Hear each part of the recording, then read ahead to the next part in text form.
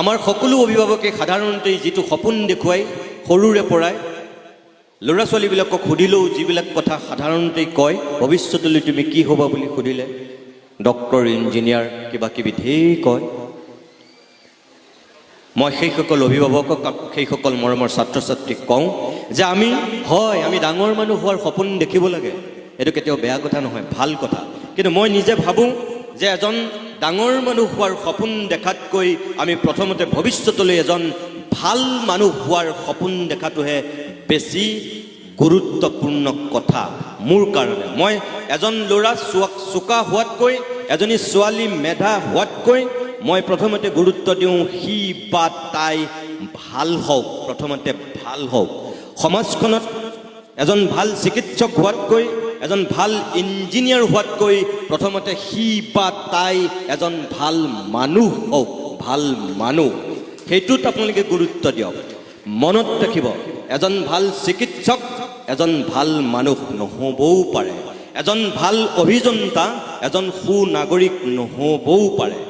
কিয় কৈছোঁ মই যদি আপুনি দিনৰ দিনটো কষ্ট কৰি তেজ আৰু হাড়ক পানী মাটি কৰি পঢ়োৱাৰ পিছত সি যদি ডক্টৰ হৈছে আৰু ডক্টৰ হোৱাৰ পিছত এজন বিখ্যাত ডক্টৰ হৈছে এলাপেচা ডক্টৰ নহয় এনেকুৱা মেধাৰ বলত এনেকুৱা এটা পৰ্যায় পাইছেগৈ যাৰ ট্ৰিটমেণ্ট যাৰ চিকিৎসা পাবৰ কাৰণে হাজাৰ হাজাৰ মানুহে হাবাথুৰি খাবলগীয়া হয় লাইন পাতিবলগীয়া হয় তেখেতৰ ওচৰত ৰোগী যাবৰ কাৰণে যদি সেই চিকিৎসকজনে সেই ৰোগীসকলক চোৱাৰ নামত অকল যদি টকাহে চিনি পায় যদি হাঁহ কুকুৰা গৰু ছাগলী মাটি বাৰী বিক্ৰী কৰিহে সেই চিকিৎসকজনৰ চিকিৎসা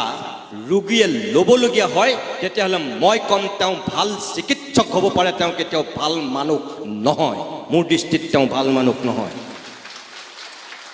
কাৰণ তেওঁ পাহৰি গ'ল তেওঁ কোনটো ঘৰৰ পৰা কি পৰিৱেশৰ পৰা আহি তেওঁ সেই বিখ্যাত চিকিৎসকজন হৈছে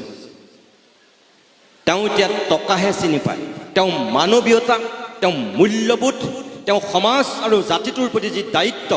আনকি গাঁওখনৰ প্ৰতি ঘৰখনৰ প্ৰতি থকা তেওঁ দায়িত্বও বহুতেই পাহৰি যায়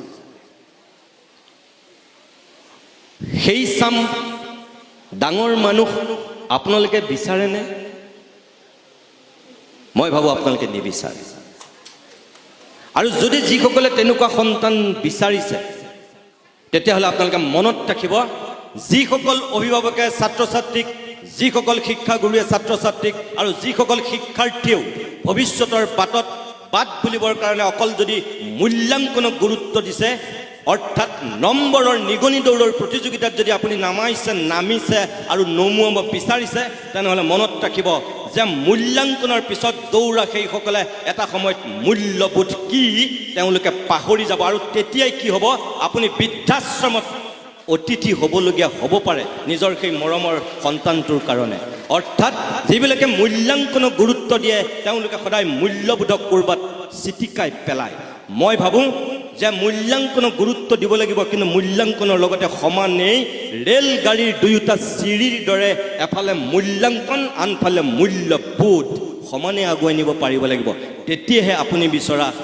9 মাহ 10 দিন পেটত গৰ্ভত লোৱা সেই সপোনটোৱে সাকাৰ ৰূপ পাব নতুবা আপুনি কান্দি কান্দি জীৱনৰ শেষ সময়ত আপোনাৰ মুখত দিব বিচৰা পানী টোপাল কাষ ঘৰৰ আটাইতকৈ গেধা ল'ৰাটোৱে দিব আপোনাৰ সেই চোকা ল'ৰাটোৱে নিদিয়ে যিটো ল'ৰা সম্বৰ্ধিত হোৱা নাছিল যিটো ল'ৰা আটাইতকৈ গাঁওখনৰ গাধা আছিল সেই গাধা ল'ৰাটোৱেহে এই চোকা মাক বাপেক হোৱা সৌভাগ্য অৰ্জন কৰা মানুহজনৰ মৃত্যুৰ আগমুহূৰ্তত শেষৰ চামুচ পানী দিব মনত ৰাখিব সেইটো বিচাৰে নেকি নিবিচাৰে